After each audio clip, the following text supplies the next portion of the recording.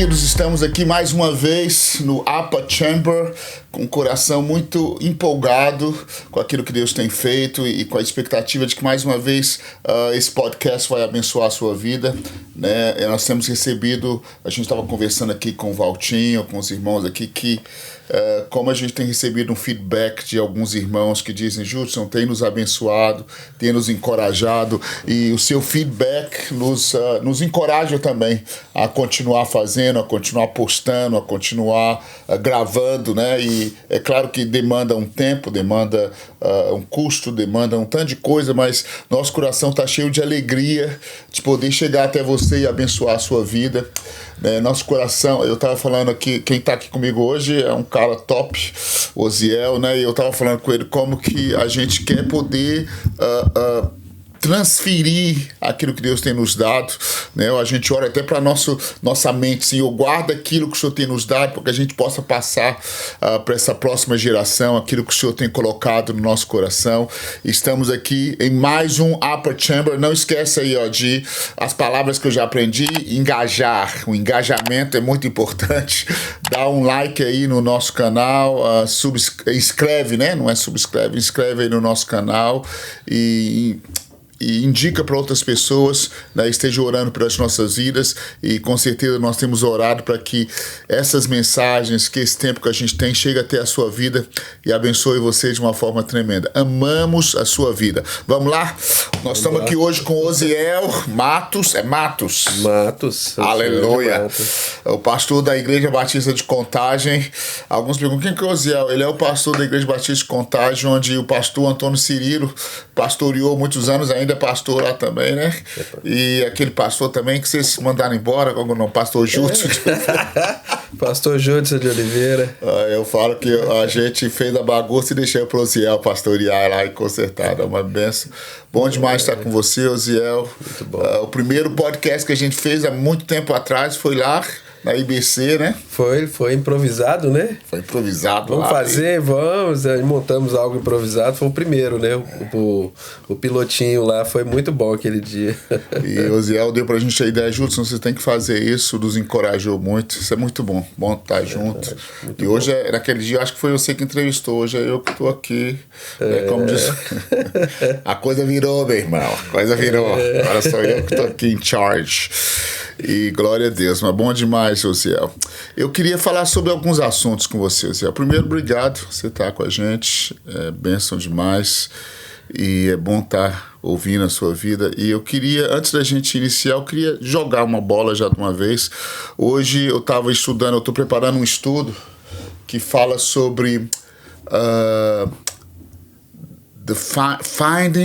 encontrando o som perdido, ou encontrando aquilo que a gente perdeu.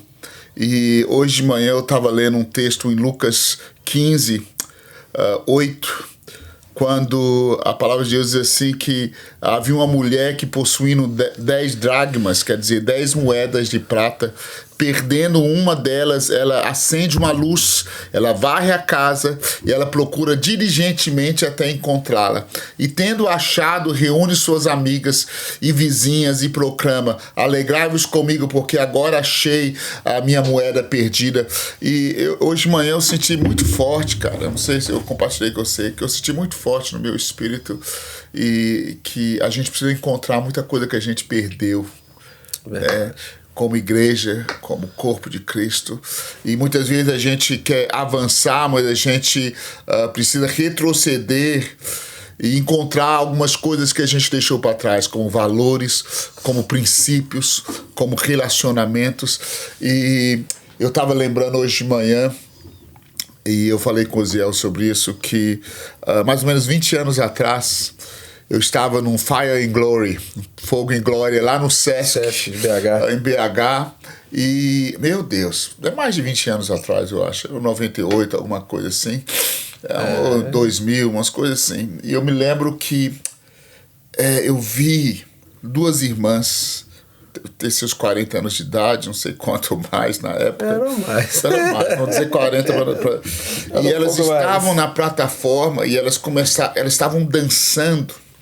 E quando elas dançavam, E a gente olha, você via uma onda da glória de Deus, eu me lembro como se fosse hoje. A onda da glória de Deus, Osiel, vinha sobre a gente de uma forma tão tremenda.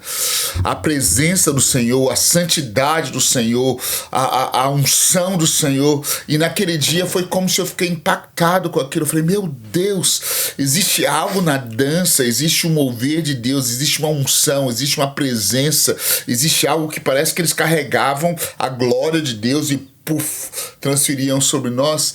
E depois de alguns anos, né, naquela época Deus trouxe um mover maravilhoso no Brasil, você fez parte disso, né, na área de dança, na área de artes, e mais passado 15 anos talvez, não sei quantos anos, eu comecei a ver a dança, em vez de eu sentir a glória de Deus sendo transferida, eu comecei a perceber que algo estava faltando.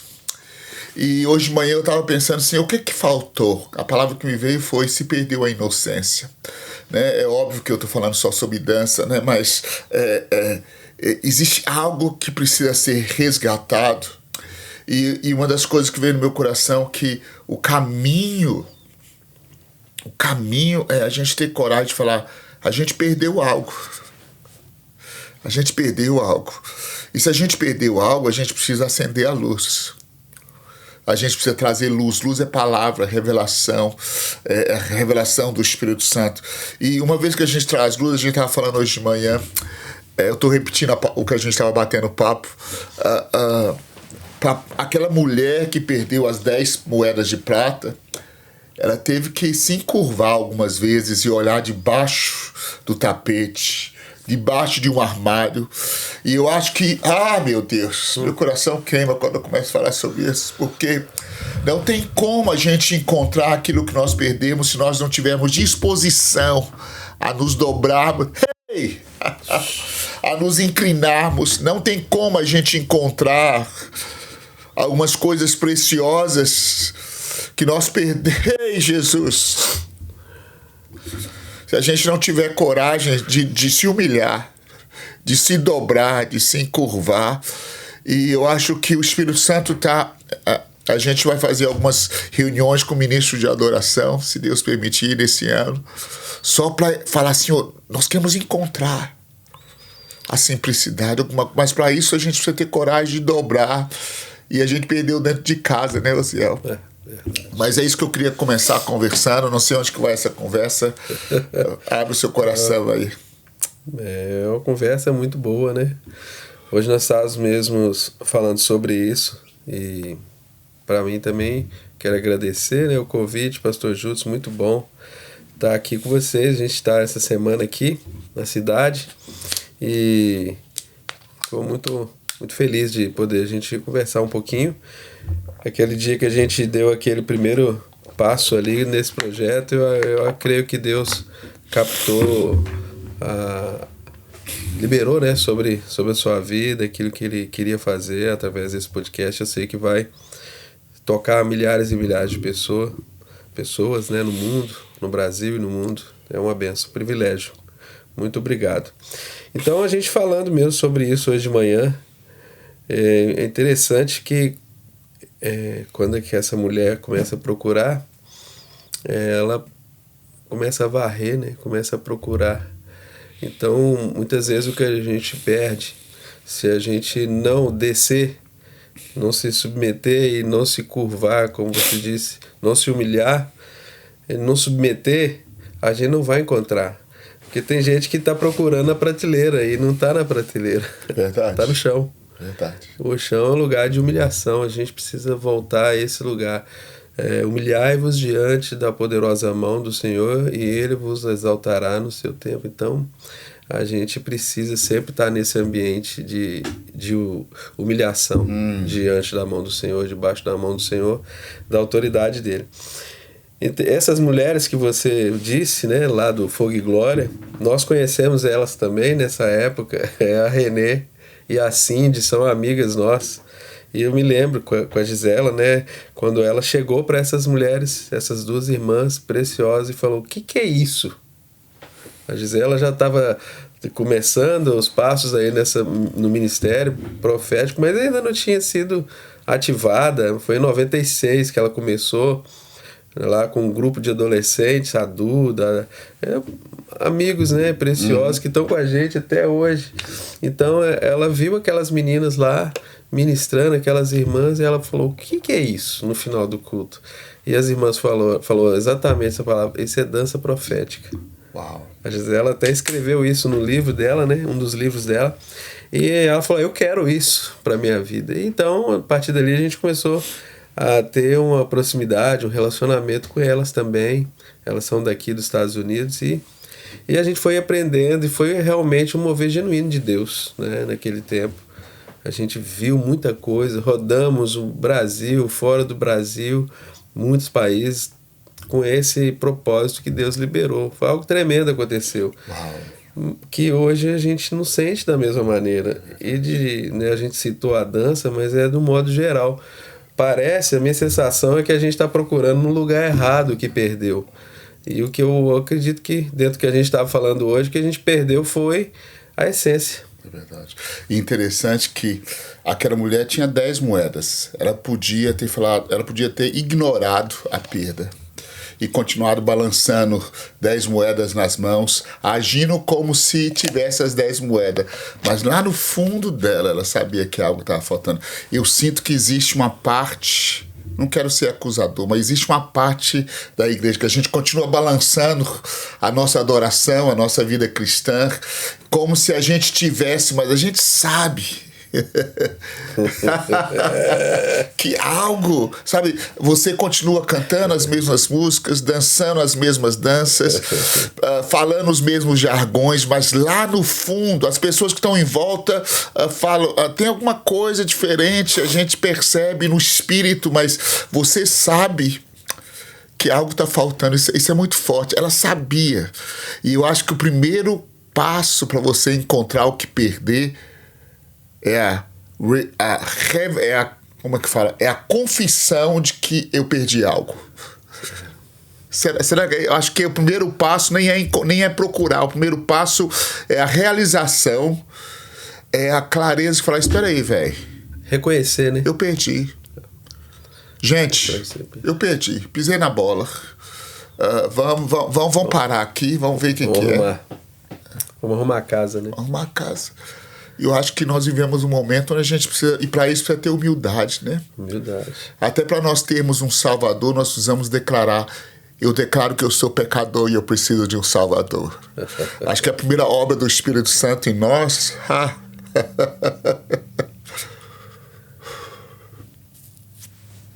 primeira obra do Espírito Santo em nós é quando ele nos convence de que a gente precisa de um Salvador. Miserável homem que sou, quem me livrará do corpo dessa morte? Eu sou pecador, eu preciso da graça. Eu acho que primeiro sinal do avivamento é quando a gente fala: espera aí, algo está perdido e eu preciso encontrar. E é ele que nos convence do pecado e do juízo, né? É verdade. Se a gente não tiver um relacionamento com ele, não tem jeito. É como Moisés, né?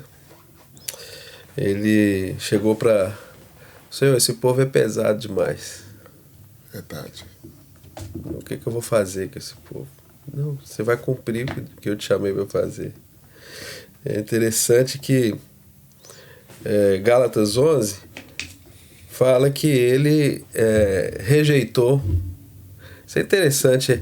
Ele rejeitou ser chamado de filho da filha de Faraó. Uhum. Isso é interessante, porque muitas vezes a gente encontra um lugar de destaque, mas a gente não quer rejeitar esse lugar por conta de cumprir um propósito de Deus. E o propósito de Deus existia na vida dele para libertar o povo. E lá diz então, Hebreus capítulo 11, versículo 26, se não me engano, que ele rejeitou ser chamado de filho da filha de Faraó. Ele rejeitou a sucessão. Uau! Incrível isso. Só que isso preservou a vida dele. Às vezes a gente não quer rejeitar um status que a gente tem, a gente quer ficar, né, com véu no rosto ali, mesmo que a glória já não tá mais, a gente quer fingir que a gente tá. E o que você tá falando sobre se humilhar debaixo da presença de Deus. Então ele fala, rejeitou ser chamado filho da filha de Faraó, e ele escolheu sofrer junto com o povo de Deus. Mas agora isso preservou a vida dele, porque quando eles atravessam as águas ali, quem que morre?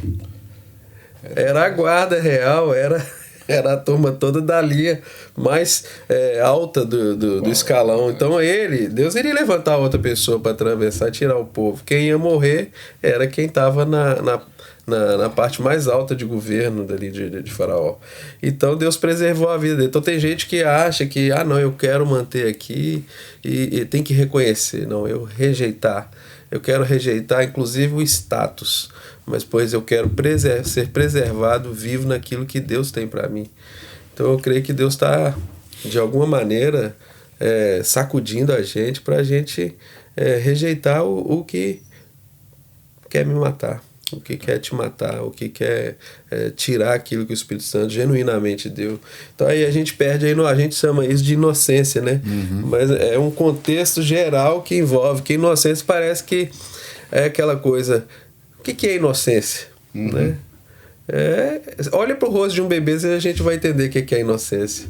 É incrível isso. É só olhar para um olhar de um bebê, a face dele, a gente vai entender o que é inocência. Aquele rostinho ali esperando algo. Esperando alguém que cuide dele, alguém que vai dar comidinha para ele, amamentar, vai cuidar dele, vai limpar ele. Esse é o nosso papel. A nossa inocência, a gente tem que seguir o conselho de Jesus, né? Vocês precisam ser como criança. Verdade. Então é a dependência. Eu acredito que quando a gente perde a inocência, a gente está perdendo a dependência e a gente perde. É verdade. Perde essas coisas preciosas, simples, tão simples. Como era tão lindo, né? Tão simples e tão lindo ver aquele mover de Deus, né? Sem nenhuma pretensão, né? Eu vou porque eu sei, porque eu não sei, porque eu quero, porque eu aconteço. Eu creio que Deus está resgatando isso. Eu creio que o Senhor está nos levando a reconhecer o que precisa ser achado e começar a procurar, né? E interessante que eu estou falando já sobre louvor alguns dias, a gente tem conversado sobre louvor e adoração, porque há um senso de que o Espírito Santo está trazendo um som novo. Há uma sensação de que o Espírito está fazendo algo novo. E eu não quero perder isso, né? Eu sei que a maioria de vocês não querem perder. Há uma sensação de que há uma impressão de que o Espírito Santo está fazendo algo novo. Está fazendo. E a gente precisa, eu acho que passa por isso, recusar ser chamado de filho da filha de Faraó. Ou seja, existe um caminho que você pode seguir. Eu sou filho da filha de Faraó. Vai abrir portas para você. Mas você pode falar, sabe uma coisa? Eu prefiro que o mar se abra diante de mim do que as portas dentro do Egito. Então, eu acho que essa é uma chave para essa hora. E a gente falar, Senhor, eu tenho a impressão de que o Senhor está fazendo algo maravilhoso. E quando eu penso sobre adoração especificamente, né? Eu tenho falado, eu e April, a gente tem falado com muitos irmãos que muita da nossa adoração ficou meio melancólica, né? Eu não sei se eu estou certo ou errado, mas muita adoração que eu vejo hoje parece uma melancolia do nosso coração e a gente canta as mesmas coisas, é o playlist, né? E aquela coisa vai ali, canta e tudo mais. Uma alimentação almática, né? E aí, mas é como se eu falo, Senhor, onde que está a alegria? Onde que está aquela alegria? E eu tenho falado, nossa, nós precisamos introduzir de novo a alegria na adoração, mas é como se o senhor, quando eu li esse texto, é como se o senhor falasse comigo assim, Judson, se você introduzir alegria sem encontrar o que perdeu, vai ser algo fabricado. A alegria foi introduzida na casa daquela mulher quando ela encontrou o que ela perdeu. E ela compartilhou, né? Chamou interessante, né? A festa vem depois que você encontra. Se você quer fazer uma festa, é algo fabricado, não é algo, é algo plástico. Verdade. Então, assim, parece que o senhor estava me corrigindo. Não me parece, não, me corrigindo. Falou, filho, não ponha a carroça na frente dos bois. Encontra primeiro o que perdeu, que aí você chama os seus amigos.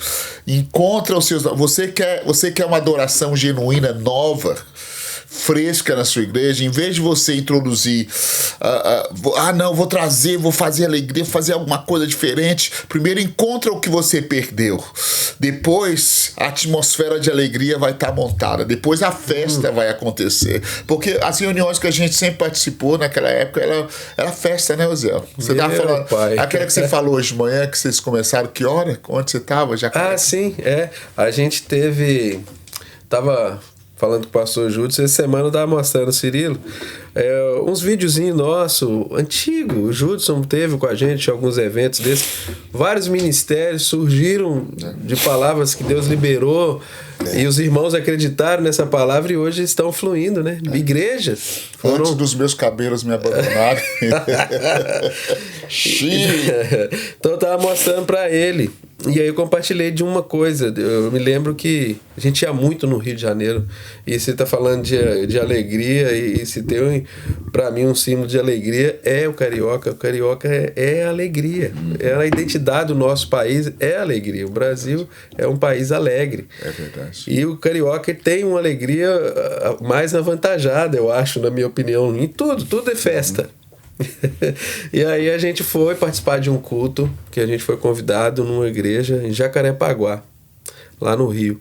Era uma igreja numa área muito, muito nobre, as pessoas que frequentavam lá eram pessoas, né, de uma classe social mais alta. Eu falei, meu Deus, nos ajude a dar graça, né, para a gente poder compartilhar. Eu não sei quem vai vir aqui, era um movimento de artes e tudo, então o Senhor abre o coração das pessoas. E eu lembro que começava a escola bíblica às 8h30 da manhã, e depois era um culto às 10, se não me engano, 9h30, 10 horas, e à tarde tinha um outro, né, às 18 horas tinha um outro culto. E aí o pastor falou, vamos para a escola bíblica também, vocês estão num grupo maior e cada um compartilha algo numa reunião dessa. Eu falei, tá bom, vamos lá. Então nós começamos ali na escola bíblica e era uma classe única no prédio central da igreja. Ensinamos ali, começamos a compartilhar exatamente sobre o essencial, a liberdade, a simplicidade na vida de um adorador e diante da presença de Deus. E Deus começou a fluir uma coisa tão especial ali naquele dia, e houve um tempo de arrependimento, mas algo tremendo aconteceu. O Espírito Santo veio, nos visitou, batizou as pessoas. O culto começou às 8h30 da noite, acabou 10h30 da noite. Às 8h30 da manhã, acabou 10h30 da noite. Uau. Ninguém queria sair. Foi a reunião mais longa que eu participei. 8h30 da manhã, terminou 10h30 da noite. E ninguém queria ir embora. Foi algo assim, tremendo que o Espírito Santo fez. Tinha hora que ninguém falava nada. Todo mundo só queria ver a presença do Senhor, sentir a presença do Senhor, tocar na presença do Senhor. E era jovem, era isso que me chamou a atenção. Era criança, era jovem, era velho, todo mundo. Aquelas pessoas ali, eu ficava olhando aquelas velhinhas rolando no chão na presença de Deus. Que coisa mais linda. Eles não estavam nem aí, Júlio.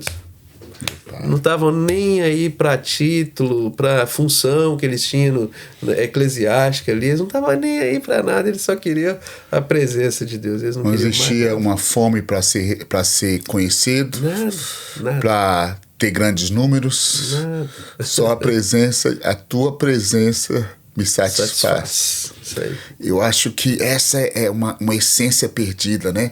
A sua presença me satisfaz. A sua presença é o suficiente.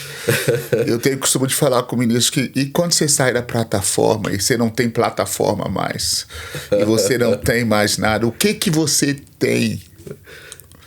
Se não fosse o Senhor. Se não fosse a presença do Senhor. Meu Deus, glória a Deus. Isso é interessante, Júlio, porque aqui vai para uma outra área, né? As pessoas que estão à frente de um ministério, e em especial o ministério extralocal. Porque a vida da gente acaba sendo dedicada a isso, né? Uhum. Nós ficamos muitos anos viajando mundo afora, você também, e lembro que eu viajava com você, apoiava, né? A gente se apoia até hoje, né, Júlio? Servindo um ao outro com alegria.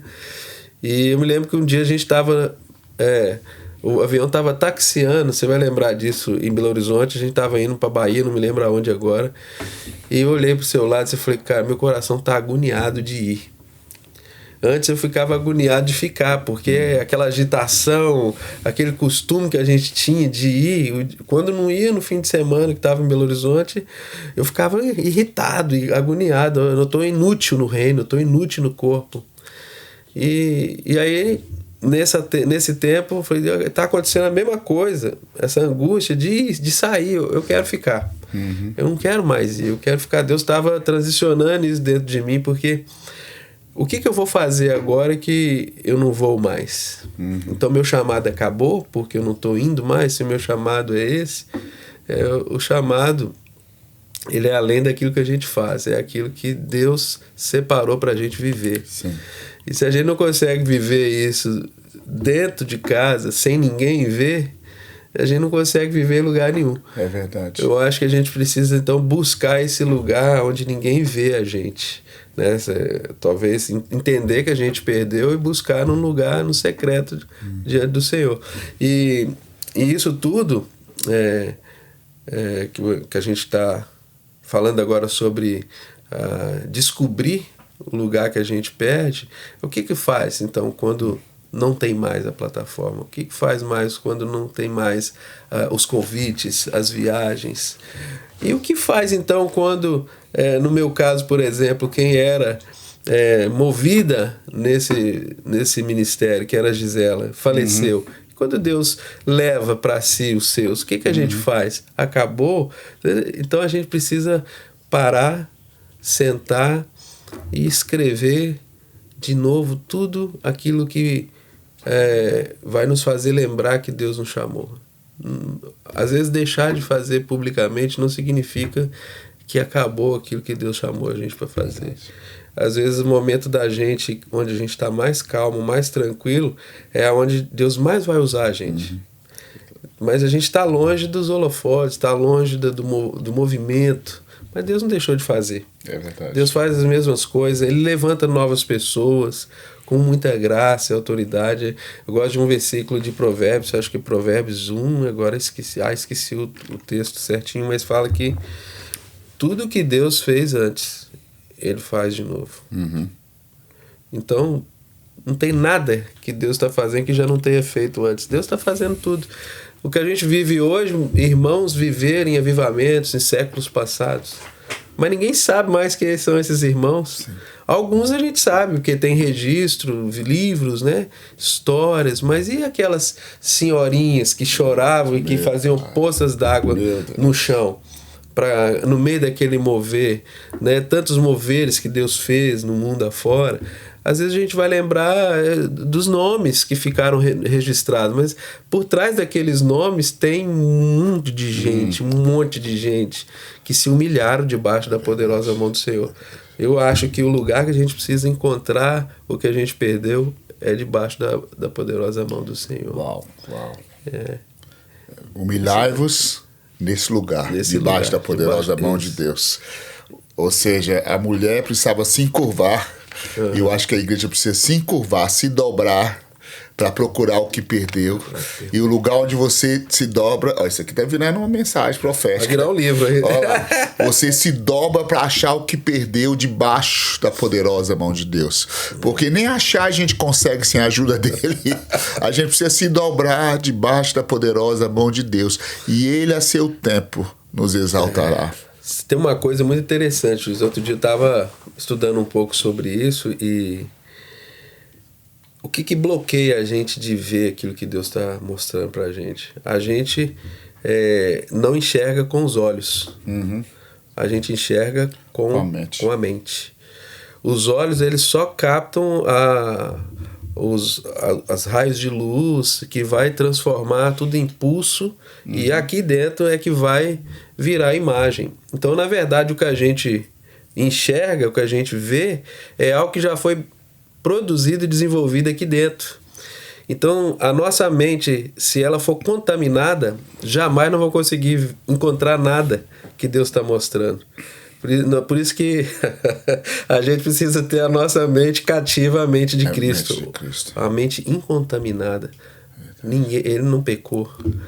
E nós temos que ter essa mente para a gente poder enxergar o que Deus está mandando. A gente tem que enxergar através da mente de Cristo, né? Porque diz, vós tendes a mente de Cristo, mas se a gente continua obedecendo a nossa mente carnal, a gente não consegue enxergar aquilo que Deus está fazendo, a gente não consegue enxergar aquilo que Deus pode fazer, a gente não consegue perceber aquilo que Deus está fazendo na hora, porque a gente está enxergando com olhos carnais, não com a mente de Cristo. Verdade. Muito forte isso. E a gente perde aquilo que Deus quer fazer.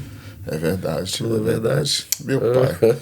Que bom, Senhor. Glória a Deus. Então, queridos, é isso aí. A gente está precisando. Acho que eu quero fazer mais uma coisa, mas eu queria só.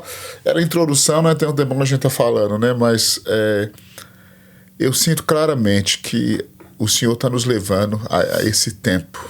Amém. Onde homens de Deus, mulheres de Deus, vão falar: sabe de uma coisa? Nós vamos dobrar para encontrar o que a gente perdeu. E eu acho que nesse processo de dobrar, nós vamos... Interessante que ela perdeu... Isso aqui é doloroso dizer, mas ela perdeu, não foi na rua, não. Não foi indo fazer missão. Ela perdeu na missão que ela tinha dentro de casa. Eu acho que... Ixi, isso dói. Eu acho que muito do que a gente perdeu foi na nossa lição de casa. Dia a dia, né? Foi na nossa própria casa, no nosso próprio casamento, com os nossos próprios filhos, com o nosso próprio tempo com Deus, com os nossos próprios irmãos na igreja local. A gente perdeu... A gente perdeu comunhão com o outro. A gente perdeu a honra... A alegria dentro da própria casa, né? Eu sei que muitos ministros de louvor vão ficar chateados que eu estou falando, ministros, pregadores. Você sai tanto para fora que você não sabe a alegria que é tomar café com as suas ovelhas, ou sentar com o irmão, ou ter alguém falando na sua vida. Você está tanto na plataforma que você perdeu uma das moedas mais valiosas, que é o tempo comum do lar. E muitas vezes a gente perde na nossa própria casa, e eu acho que nós perdemos dentro da nossa própria casa. A vida comum da igreja. A vida comum da igreja, a comunhão, o toque, o abraçar um ao outro, o encorajar um ao outro. Então eu creio que o Espírito Santo está nos levando de volta para onde a gente perdeu. É a igreja mesmo. É a igreja. É dentro da casa. Mas tem muita coisa. Eu vejo a igreja muitas vezes como aquela casa cheia de móveis. A gente tem tanto móvel dentro da igreja, tanto tênis, tanta roupa, né? Sabe aquele cara que tem tanto par de tênis, 350 tênis, não sei quantas mil roupas. E a gente tem tanta coisa dentro da igreja hoje, que quando a gente pede uma coisa, fala: velho, é muito trabalho para achar, mas eu quero te dar um conselho para nós. A gente precisa dobrar debaixo da poderosa mão de Deus, falar: Senhor, nos ajuda a encontrar o que se perdeu. Amém. E eu acho que uma das coisas é isso, brother. E a última coisa que eu queria te perguntar, falar um pouquinho, depois a gente faz outro sobre isso. Eu acho que o nosso papel, tanto meu como o seu, como outros ministros, hoje é encorajar uma nova geração. Verdade. Eu acho que o nosso papel hoje não é estar dizendo: olha o que a gente tem, mas é dizer: olha, eu estava agora no Brasil algumas semanas atrás, e uma das palavras que o Senhor me deu foi: Judson, fala sobre a igreja inteligente. Eu falei: Senhor, qual que é a igreja inteligente? Ele falou: a igreja inteligente é a igreja que não negligencia os membros que eu dei para ela. Eu tenho jovens no meio de vocês. A igreja inteligente olha para os adolescentes e diz: vocês são valentes. O profeta inteligente é aquele que vira para Gideão e fala: véi, você é valente de Deus. Porque o mensageiro do Senhor, o anjo do Senhor, olhou para Gideão e falou: jovem valente. Eu sinto que a nossa geração, muitas vezes, prega aqui como se essa geração nunca alcançasse, mas eu creio que chegou a hora, a gente precisa andar lado a lado com essa geração. Porque no próximo ciclo, nós precisamos de vocês. E o nosso chamado estamos aqui para te encorajar. Fala um pouco sobre isso para a gente orar aqui e encerrar isso aí. Meu Pai.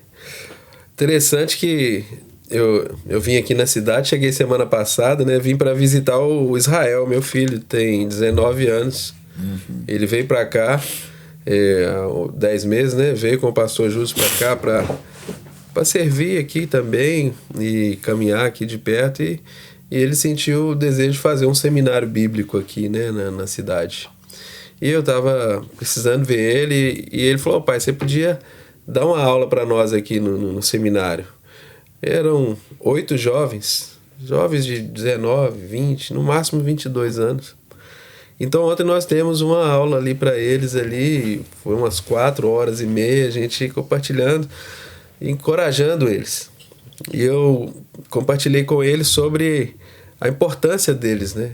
Porque hoje aparece assim, quando a gente alcança uma certa maturidade, a gente acha que a gente está num nível superior àqueles que também vão alcançar uma maturidade. Então, é isso que você disse, de andar lado a lado com eles, é pegar eles e dizer: gente, a gente confia em vocês. Ah, mas o jovem, ele vacila demais. Mas quem não vacila? Quem não erra? Ah, mas a gente vai entregar isso aqui, o jovem depois ele larga tudo, ele empolga, ele larga. Gente, a gente precisa aprender a descansar no Senhor e saber que é o Senhor que capacita. E às vezes isso, por muitos anos, ontem eu estava falando sobre isso, gerou no coração desses jovens uma incapacidade de participar daquilo que Deus está fazendo. E muitos, quando falam assim, são chamados, falam assim: mas eu não tenho capacidade. Mas é interessante isso, que ontem nós falamos sobre, por exemplo, Paulo e Pedro. O apóstolo Paulo, ele era completamente capacitado. E Deus usa a gente na nossa incapacidade. Paulo era completamente capacitado. É alguém que foi instruído aos pés de Gamaliel, era alguém que era um candidato ali a um membro do Sinédrio. Era o cara top dos judeus. E quando o Senhor toca ele, a primeira coisa que ele faz é tirar a visão dele para ele começar a ver o Senhor do jeito que tinha que ver. Né? Então, rapidamente, para falar sobre isso aqui, Paulo, ele sabia muito. E o desejo dele era ministrar naquilo que ele sabia. Eu quero falar para os judeus. Ele até tentou, e algumas vezes, mas foi impedido, outras vezes foi preso. E o Senhor falou: não, você vai ministrar para aqueles que eu te levantei. E aí Paulo entende, ele fala: eu vou jogar tudo na lata do lixo, tudo que eu sei. Porque o poder de Deus se aperfeiçoa na minha fraqueza. Qual que era a fraqueza de Paulo? A fraqueza dele era achar que o conhecimento que ele tinha era que faria a obra de Deus. E Deus não permite, o Senhor não permite ele instruir aqueles que sabiam as coisas, né, do judaísmo, que Paulo sabia tudo. A religião, ele era o cara. Aos pés de Gamaliel, era o cara. Ele citou o Pentateuco assim, na ponta da língua. Então, quer dizer, alguém completamente capacitado. Então, quando a gente olha para os jovens hoje, não sou capacitado. Mas quem disse que Deus usa o capacitado?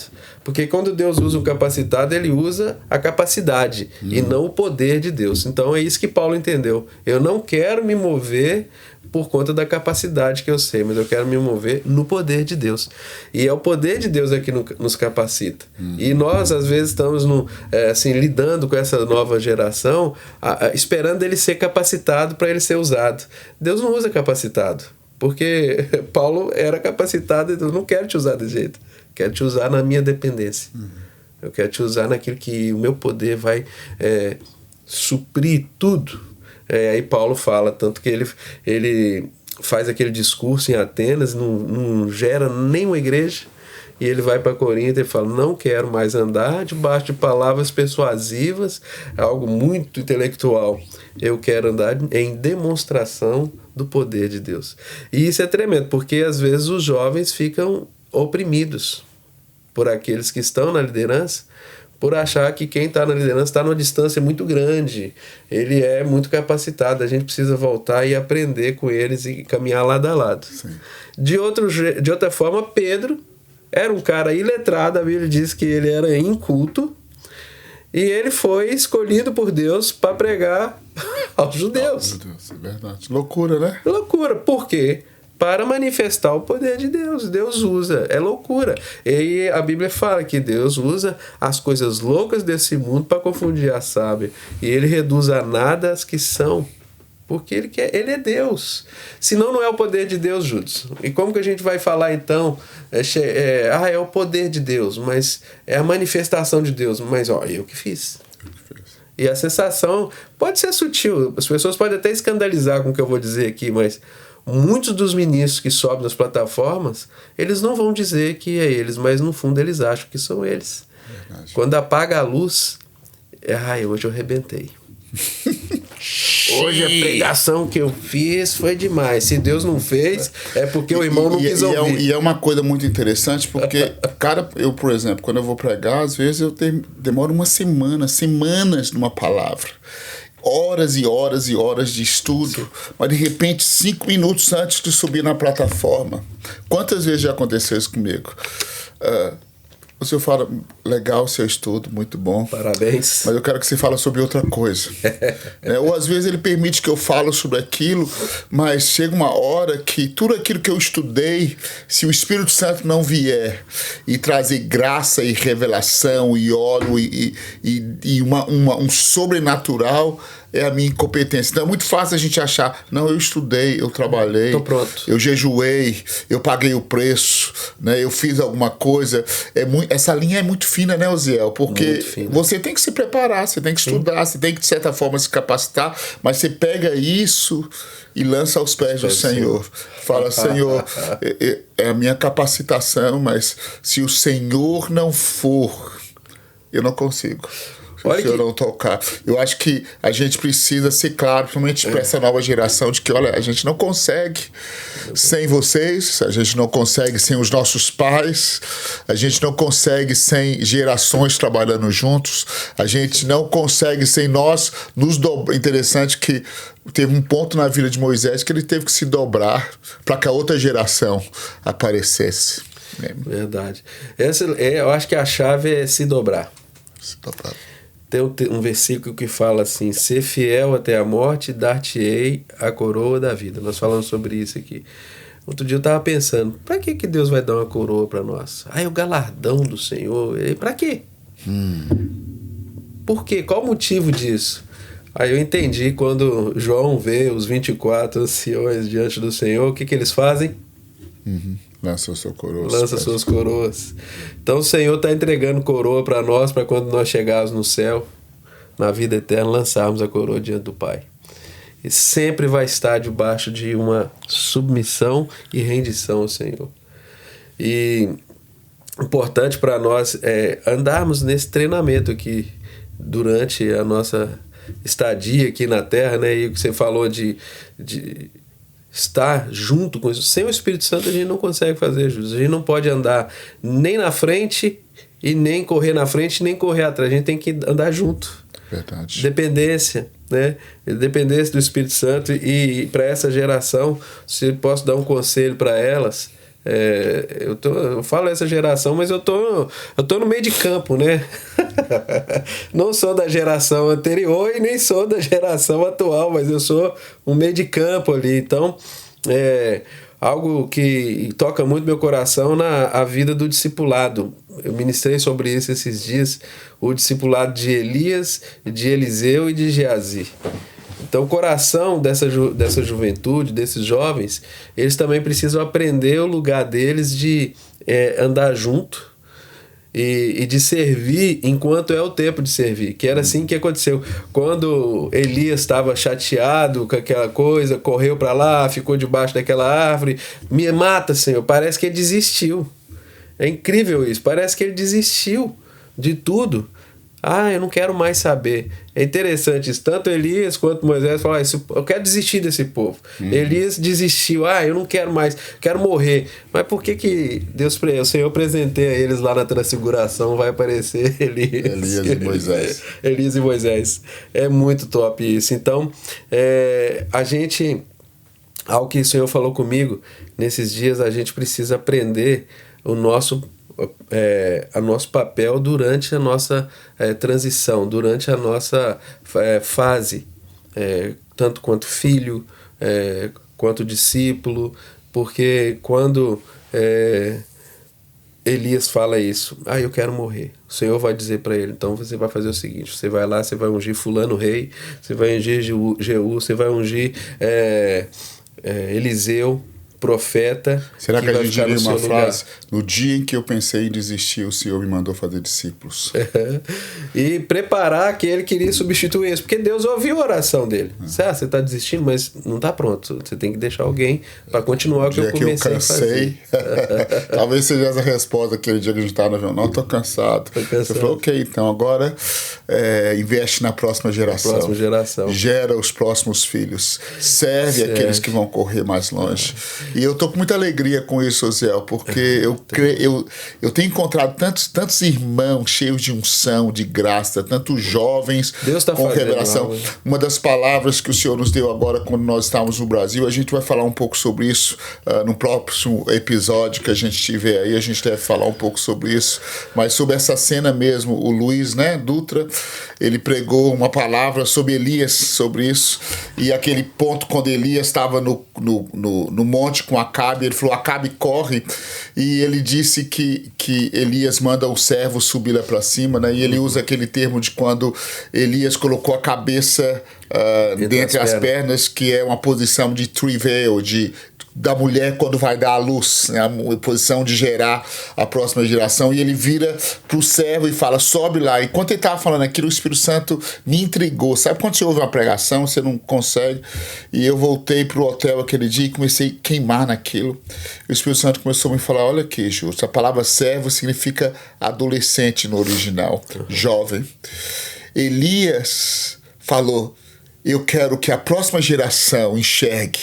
Então ele mandou a próxima geração subir lá no monte e falou, me diz o que você está vendo. Mas a próxima geração não vê como a gente, não enxerga talvez como a gente, não tem a sabedoria que a gente. Eu não estou vendo nada. Meu filho, normalmente nós falamos, não, deixa que eu mesmo vejo, eu já tenho teologia, sou doutor nisso, aquilo outro, mas não, Elias com as pernas, com a cabeça entre os joelhos, ele vira e diz, sobe de novo e me diz o que você está vendo, sobe de novo. E eu quero dizer para você que é jovem, o Senhor nos colocou aqui para dizer, vai de novo, desiste não, mas não está acontecendo nada, não, querido, continua. A gente acredita em você. Mas eu não consegui, eu pisei na bola, eu caí, eu pequei. Não preocupa não. Confessa o seu pecado, se levanta, vai lá de novo. Você vai ver o que Deus vai fazer com você. Você vai ver o que Deus vai te mostrar. Você vai ver o que Deus vai te revelar. Interessante que... vou parar por aqui, senão eu vou pregar. Mas é violento, velho. O que Deus está fazendo nesses dias com vocês, com essa nova geração, é maravilhoso. E a nossa posição é gemer diante de Deus. Incentivar você, incendiar você para que você chegue lá. Amém. E em nome de Jesus. E aí, vamos parar? O que a gente vai fazer? Vamos parar, né? Vamos parar. Mas assim... Vamos parar, Valtinho? Nem sei quanto tempo a gente tá batendo papo. Quanto tempo que já tem aqui? Já deu uns 10 minutos, né? Não sei quanto tempo. Uma palavra que eu queria deixar para os jovens é o seguinte, quando Elias faz e em obediência ao Senhor, ele vai. É tremendo, Júlio, quando ele vê o Eliseu. Ele não sabia quem ele era. A Bíblia diz lá em 2 Reis que ele saiu correndo. Quando ele viu o Eliseu, quando o ungido vê o discípulo que Deus mandou falar, olha, vai lá e faz isso. Ele não sabia quem é. A Bíblia diz que quando ele viu Eliseu, ele correu e lançou a capa em cima de Eliseu. E Eliseu estava fazendo o quê? Trabalhando nas coisas comuns, arando a terra. Estava na 12ª junta de boi, e a Bíblia diz então que na hora que ele fez isso, ele entendeu. E ele só falou, posso só despedir dos meus pais? Aí ele pode. Aí ele falou, vou ficar aqui o tempo que você precisar. Isso aqui é muito forte. Eu vou ficar aqui o tempo que você precisar, Eliseu. Uau! Porque nós, Judson, quando a gente você sabe que essa é uma das coisas... Segura isso aí, mas isso é uma coisa muito importante, velho. Porque muitos homens que querem chamar outros, eles falam, não, larga seu pai, larga tudo, vambora. Agora, larga tudo, abandona. Mas falou, não, eu vou ficar aqui o tempo que você precisar, eu acredito no seu chamado. É porque foi Deus que revelou para fazer.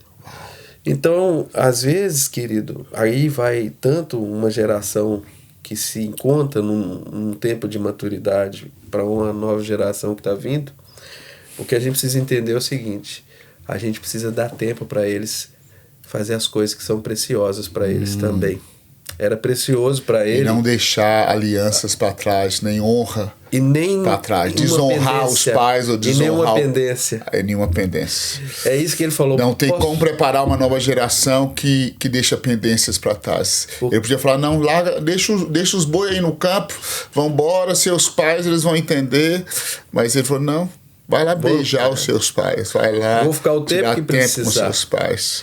E a gente precisa dar tempo para eles. Porque tem coisas que talvez para Eliseu... Por que era importante, né, despedir dos pais? Mas para Elias não era. A Bíblia não vai falar a origem de Elias. A gente não sabe quem é pai, quem é mãe. Mas Eliseu a gente sabia. E ele respondeu. Ele foi e fez aí... Aí ele fez aquilo que poderia distrair ele, né? O arar a terra e tudo dele.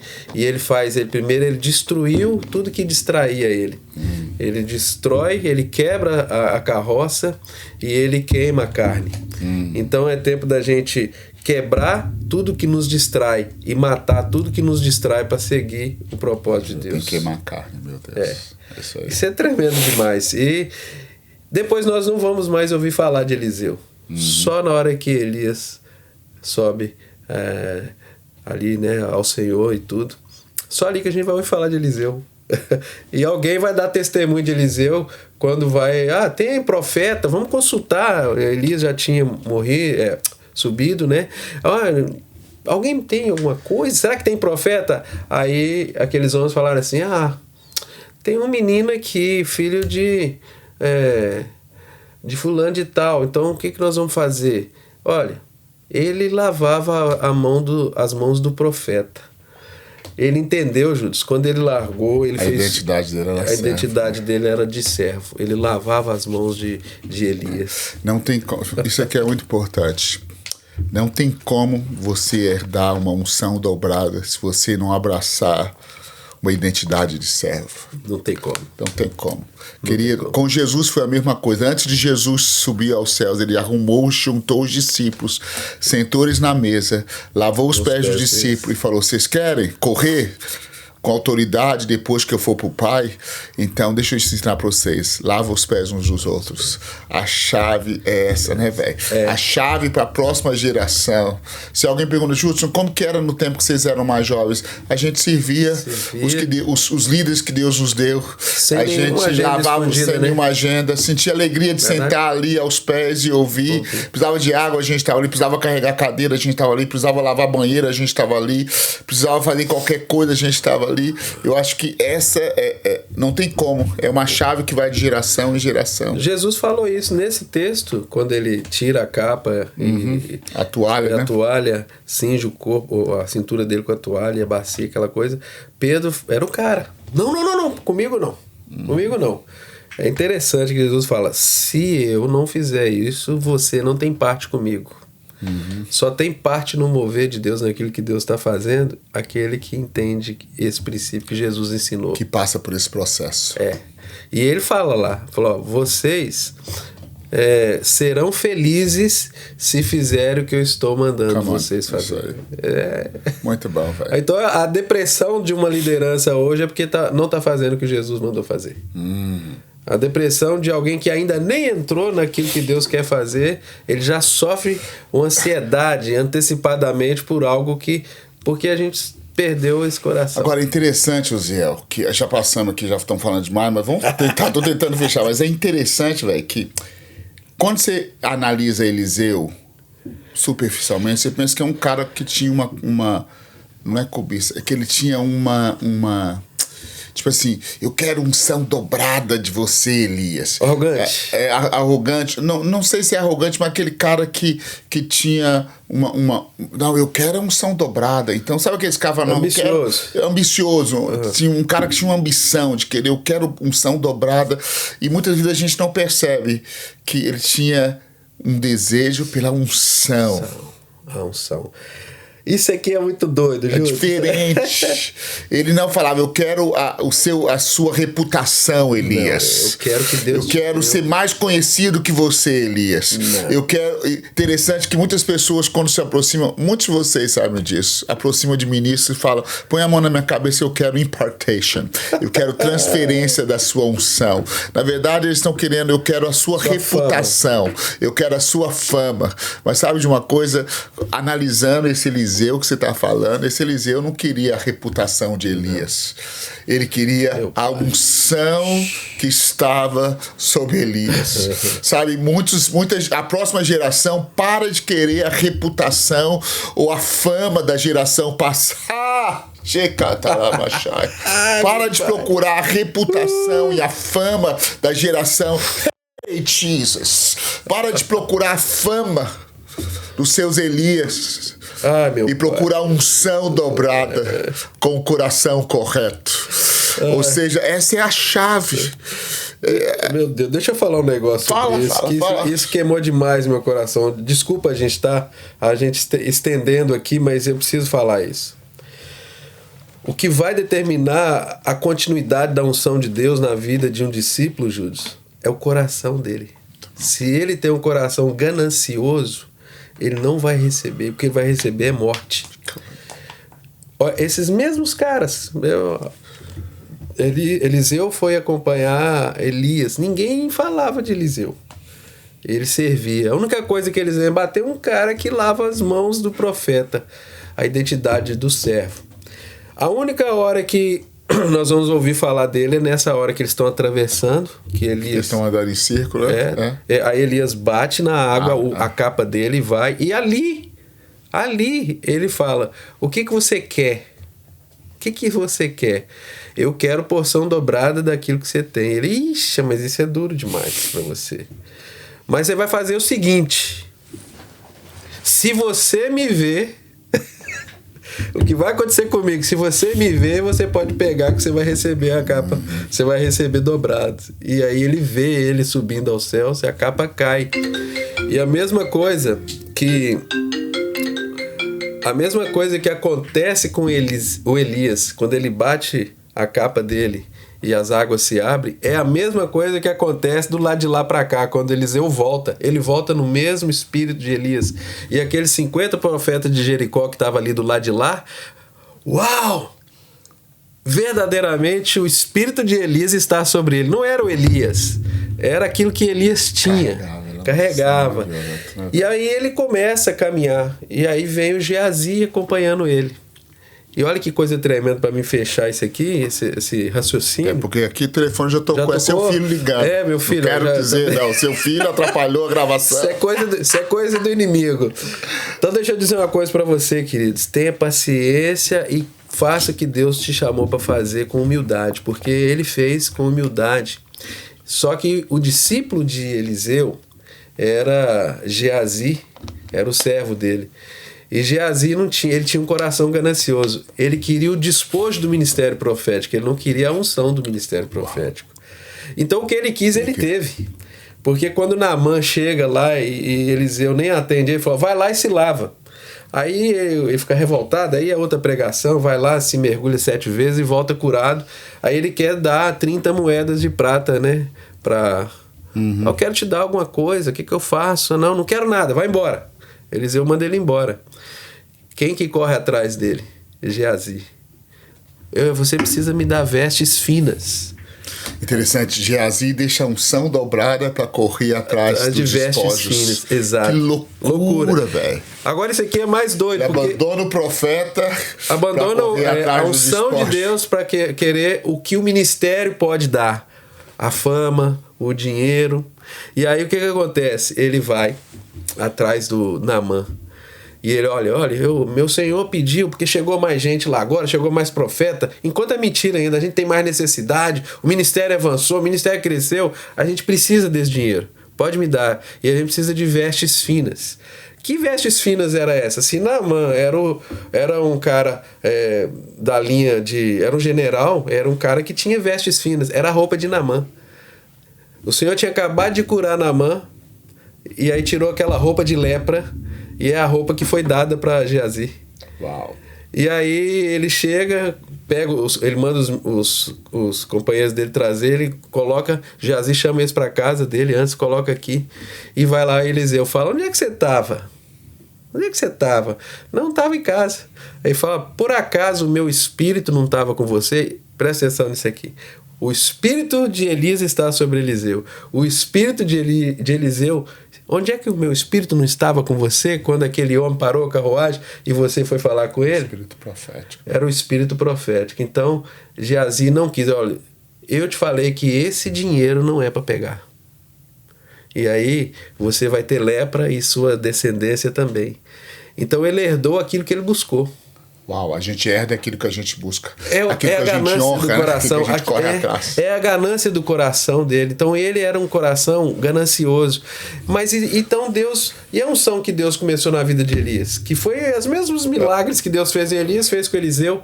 Acabou, Deus não transferiu aquilo para outro, porque Eliseu morre e muito tempo depois uma turma de judeus vai lá colocar um morto, sepultar um morto, e aí tem aqueles caras, aquela gangue, aquela coisa toda, eles jogam o corpo lá nos ossos de Eliseu e o morto sobrevive. A unção de Deus, ela ficou, agora... Porque não encontrou um coração correto para transferir. Você sabe que isso é muito violento. Eu chego é muito violento isso, Zé, porque eu chego em cidades onde tiver avivamento, em muitos lugares. Eu já cheguei em uma cidade aqui nos Estados Unidos onde teve avivamento, de repente a glória de Deus foi assim, mas como assim? O avivamento que aconteceu há 200 é porque não encontrou o coração correto. Mas Deus não pode transferir? Passa porque não encontrou o coração correto para transferir. A próxima geração precisa ter o coração correto para receber o que é a unção que uma geração carrega. Meu Deus, que violento isso, que violento. Aprendi aqui. Olha, Zé, você aprendeu muito nesses anos, maravilha. Eu quero dizer para vocês que eu estive lavando as mãos dos profetas. Pai, violento isso, velho. Que coisa maravilhosa. Gente, que bênção. Bom demais. Isso é violento, cara. Pô, deixa eu te resumir aqui. Se você tiver o coração correto, o melhor da geração passada, não vai ser passada a lepra da geração passada, não vai ser passado os erros da geração passada, mas vai ser passada a unção que a geração passada carrega, está disponível para você. Mas tem a ver com o seu coração. Amém. Você pode ter um coração de Geazi ou um coração de Eliseu. Você escolhe. O coração de Eliseu é lavar as mãos. O coração de Geazi é pegar das mãos. É pegar os despojos. É pegar as vestes finas. É pegar as coisas. E eu quero dizer para vocês, isso é uma chave para essa geração. Ô Zé, eu abençoo essa galera que tá aí, abençoa esse Upper Chamber. E não esquece, queridos, de dar um like aí, abençoar a gente, orar pelas nossas vidas. Abençoe. Obrigado, brother. Obrigado. Compartilhe também com seus amigos. Manda, se essa mensagem tocou seu coração, faz uma coisa pra gente. Manda para umas 20 pessoas lá no grupo de WhatsApp da sua família. Talvez tenha alguém lá que precise dessa palavra para ser encorajado. Algum amigo, alguém desviado. Tem muitas pessoas que estão desviadas porque simplesmente feriram no meio do caminho, foram incompreendidas, mas nós queremos que o Senhor manifeste graça e amor nessas pessoas. Então compartilhe, talvez essa palavra vai abrir o coração delas para receber aquilo que Deus quer fazer. E nós oramos por você. Pai, nós queremos agradecer o Senhor por esses jovens, essa geração. Te agradecer porque o Senhor olha para nós, o Senhor olha para eles, o Senhor olha para tudo aquilo que o Senhor já decidiu fazer. Eu sei que o Senhor está fazendo uma transição na terra nesse tempo, na liderança da igreja no mundo inteiro, e nós queremos nos submeter. Não deixa, Senhor, não permite que a gente impeça dessa nova geração que está vindo para caminhar, para ter a porção dobrada daquilo que o Senhor já fez com os homens, com a liderança anterior, com a graça que o Senhor tem para ministrar através deles. Às vezes eles não vão ter uma teologia tão apurada, Senhor, porque não tiveram ainda oportunidade de aprender um pouco mais, mas nós não queremos saber da teologia humana, nós queremos saber, sim, do conhecimento, da profundidade, da glória e do poder de Deus. Então nós abençoamos esses jovens, abençoamos essa geração, abençoamos a igreja brasileira, abençoamos a igreja do Senhor na terra. Nós sabemos que tem algo poderoso acontecendo nesse tempo e pelas suas mãos, debaixo da sua poderosa mão, nós queremos nos submeter e procurar o que a gente perdeu. Nós abençoamos. Ajuda a gente a encontrar. Nós queremos ser achados no Senhor. Nós queremos ser encontrados naquilo que o Senhor tem para fazer, Jesus. Usa meus irmãos, usa a vida desses homens que tanto já entregaram, que muitos deles estão cansados. Usa essa geração para dar um alívio também para essa geração anterior. E nós queremos cumprir o propósito, Senhor. Obrigado pela vida do pastor Judson, por esse tempo onde o Senhor está fazendo coisas tão lindas na vida dele, na família. E te agradecemos por esse canal, por essa porta que o Senhor abriu, que essas mensagens alcancem o coração do perdido, alcance o coração do desviado, alcance o coração daquele que desistiu da igreja. O Senhor não desistiu da gente. Obrigado por tudo. E nós abençoamos nesse tempo. Em nome de Jesus. Amém. Amém. Obrigado, brother. Obrigado, queridos. Upper Chamber aí com vocês. Amamos vocês. Um beijo. Deus te abençoe.